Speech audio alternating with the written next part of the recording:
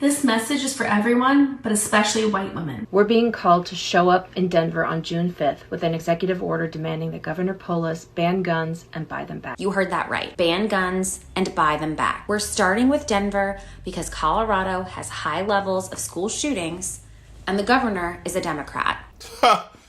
And they say no one is trying to take our guns. These moms are taking on guns with a plan to ban them altogether in the state. On June 5th, an estimated group of 25,000 plan to demand Governor Polis sign their drafted executive order. You're going to ask Governor Polis to do what? Do you think that's really going to happen? Guns are going to be banned in the state of Colorado? What are you smoking? Yeah, we get that a lot. And I hear that. Like, it sounds out there. It sounds out there to me still, but I'm deep in the work, which helps, right? And I really believe, like, in every fiber of my being, that this is something that we can do. Today, I live in a home with guns.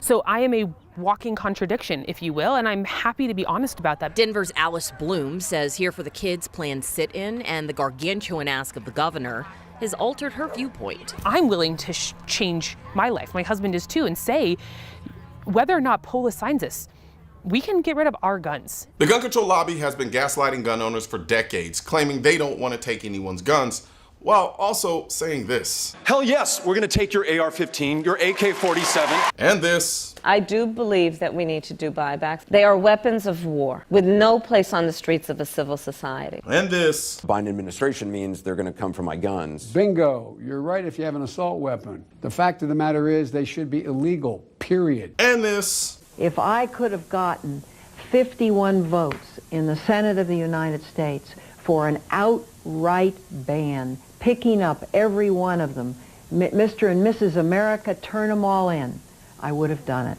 I could not do that. The votes weren't here. I don't for one second believe that this is just a simple group of overzealous helicopter moms hopped up on box wine.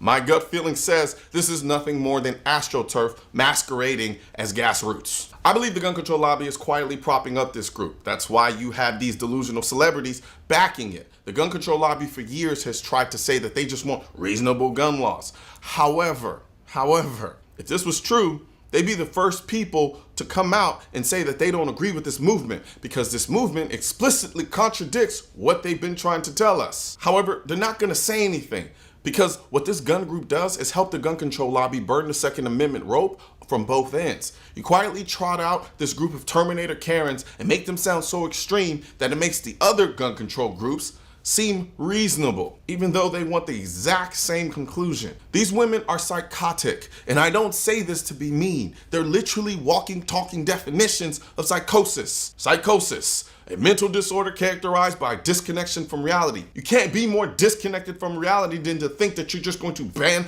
400 million guns overnight.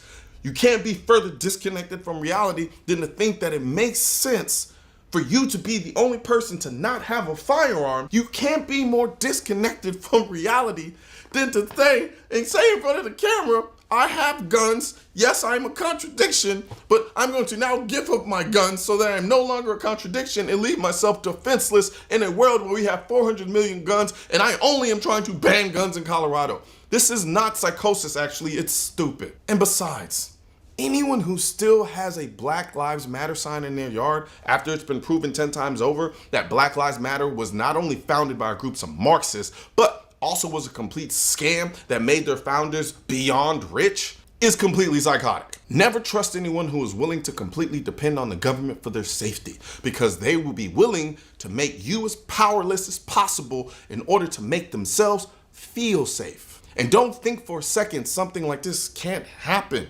Keep in mind, this is the same Colorado governor who did this. Today, Colorado Governor Jared Polis signed 4 new gun bills into law aimed at curbing gun violence across the state. The 4 bills designed to strengthen the state's red flag law, raise the minimum age to buy a firearm up to 21, enact a 3-day waiting period for all gun purchases, and to remove immunity protections for gun makers. So it's not like he won't be open to the idea. That's why they're pushing it, because they know they could possibly make this happen with this particular governor. If this was a governor who was staunchly in defense of the Second Amendment, you think they would be trying this? These people aren't stupid. If anything, psychotic, yes. Stupid, That's arguable from the standpoint of them willing to give up their guns to depend on the government for their safety. But when it comes to communication, when it comes to strategy, when it comes to getting their way in politics, these people aren't stupid. They understand people. They understand the irrational aspects of people. They understand the illogical components of the brain and how to tap into it, manipulate it, and get what they want. And that's what they're doing because they see an end. And they see an end with this governor. So to think that this can't happen, you're fooling yourself. And sure, it may go through the Supreme Court and the Supreme Court may overrule it. But at the end of the day, you still have to go through the process. And like I said before, the overall goal is to ask for something so extreme that you say no, so that when they come back with something else, you say, well, it wasn't as bad as the other thing you said. And then you keep doing that over and over and over and over again to the point where banning guns no longer seems extreme. I can respect the fact that these mothers are at least being honest about their position on gun control and saying outright that they want to ban all guns. Unlike the rest of the lying gun control lobby who hide behind the phrase common sense gun measures when they really want the exact same thing, except the way they go about it is a lot different. Instead, they want to chip away at the Second Amendment ever so slowly so that we don't notice that we're losing rights every other year. But what's even scarier is that there are actually a lot of people who think like these women. There are a lot of people out there who won't say anything but agree with these women and want to ban guns.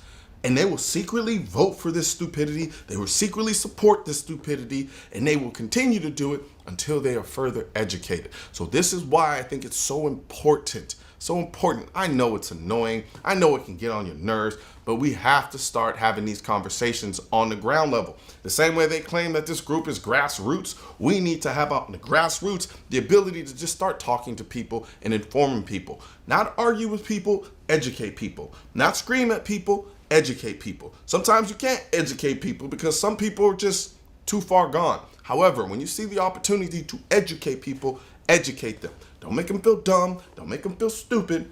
Educate them.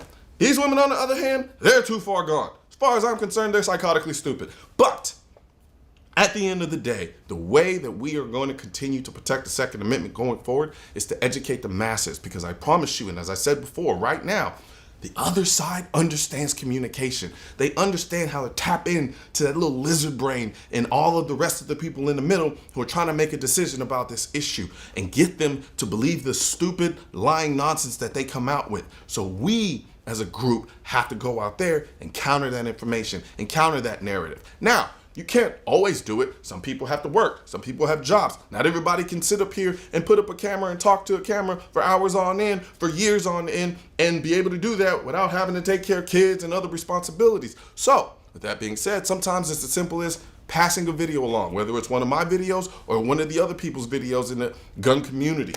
So, we've got to get the information out there. So when you watch videos like this, share the video with somebody who you think may need to see the information. Share it with somebody who you think may not completely understand what we've been dealing with in the gun space. Share it with somebody who would naturally believe this, but then doesn't get the other side of it by way of a video like this. Guns aren't political. That's why I need your help getting this message to spread on YouTube by clicking the thumbs up button, leaving a comment to let me know what you think of the video, then subscribing to the channel. But most importantly, click that bell symbol. For products featured in this video, click the links in the description.